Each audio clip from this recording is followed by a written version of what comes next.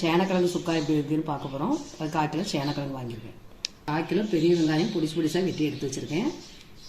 சின்ன முடி தேங்காயில் 1 முடி தேங்காய், மல்லிச்செடி, புதினா, கருவேப்பிலை கொஞ்சம், இஞ்சி பூண்டு பேஸ்ட்டு கொஞ்சம் மிக்ஸில் அடித்து எடுத்து வச்சுருக்கேன். பட்டை, கிராம்பு, ஏலக்காய், அன்னாச்சிப்பூ, ஜாதிபத்திரி, கல்பாசி, சேனக்கிழங்கு இப்படி பொடிசு பொடிசாக நல்லா தொழில் சீவிட்டு வெட்டி எடுத்து வச்சுக்கணும். சேனக்கிழங்கு நல்லா பொடிசு பொடிசாக வெட்டி வச்சுருக்கோம்ல, அதை கொஞ்சம் தண்ணி ஊற்றி ஒரு 10 நிமிஷம் வேக போட்டுருவோம்.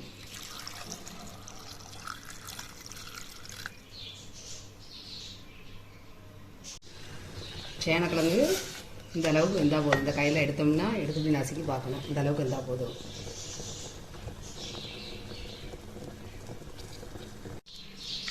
எண்ணெய் நல்லா காஞ்ச பிறகு 2 சோம்பு போட்டுருணும், பெரிய ஜீரகம்.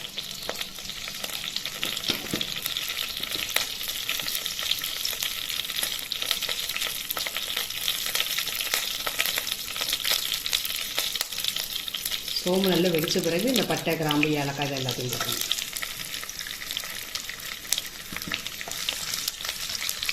கறிவிடக்கூடாது.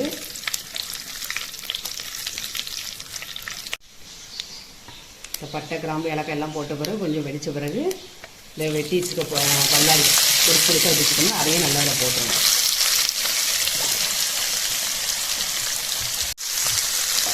நல்லா வெங்காயத்தை போட்டு நல்லா வதக்கி விடணும். கறிவிடக்கூடாது. செந்து மட்டும் வரணும். அளவு சிவந்த பிறகு இந்த வெட்டி வச்சுருக்க மல்லிச்செடி, புதினா, கருவேப்பிலை இதெல்லாம் போட்டு நல்லா கிண்டி விடணும்.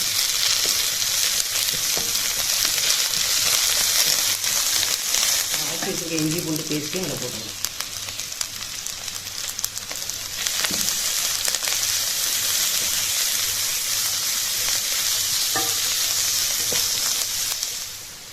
இஞ்சி பூண்டாக போட்டு வதக்கின பிறகு கொஞ்சோண்டு மஞ்சள் பொடி, கொஞ்சம் வத்தப்பொடி, உங்களுக்கு எவ்வளோ உரப்பு தேவையோ அது தக்கன போட்டுக்கோங்க. நான் ஒரு 2 ஸ்பூன் போட்டிருக்கேன். கொஞ்சம் மிளகுத்தூள் போட்டுக்கணும்.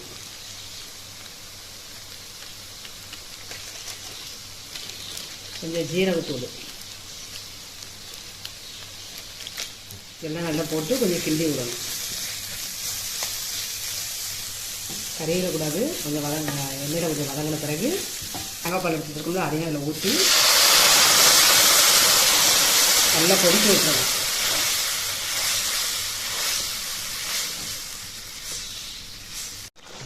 மசாலா நல்லா கொதித்த பிறகு நம்ம அந்த வேக வச்சு எடுத்து வச்சுக்கணும். அந்த சேனக்கிழங்கையும் அதில் போட்டுறணும்.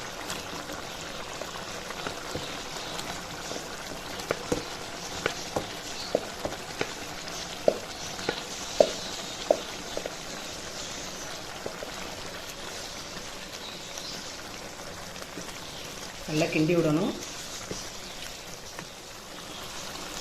உப்பு வந்து நான் அவியும் போது போடலை, இப்போ தான் போடுறேன். தேவையான அளவு உப்பும் போட்டுக்கோங்க.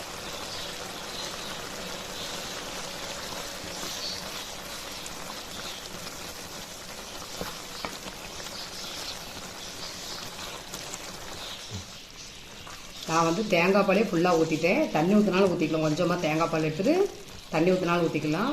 நான்வெஜ் சேனக்கிழங்கு கிரேவி மாதிரி வச்சு சுக்கா மாதிரி வச்சு சாப்பிட்டீங்கன்னா சூப்பராக இருக்கும். சேனக்கிழங்கு போட்டுருக்கோம்னா அந்த உப்புலாம் சேர்ந்துருக்கனால நல்லா கொதிக்கணும். கொஞ்சம் நேரம் சிம்பிளில் வச்சு கொஞ்சம் மூடி வச்சுருங்க. சேனக்கிழங்கு போட்ட பிறகு நல்லா மசாலாம் நல்லா அதில் ஏறிட்டு இதை நீங்கள் செய்து பார்த்து எப்படி இருக்குங்கிறது எங்கள் சேனலுக்கு கமெண்ட் பண்ணுங்கள், லைக் பண்ணுங்கள், ஷேர் பண்ணுங்கள். சப்ஸ்கிரைப் பண்ணாதவங்க சப்ஸ்கிரைப் பண்ணுங்கள். அப்படியே பக்கத்தில் இருக்க பெல் பட்டனை கிளிக் பண்ணுங்கள்.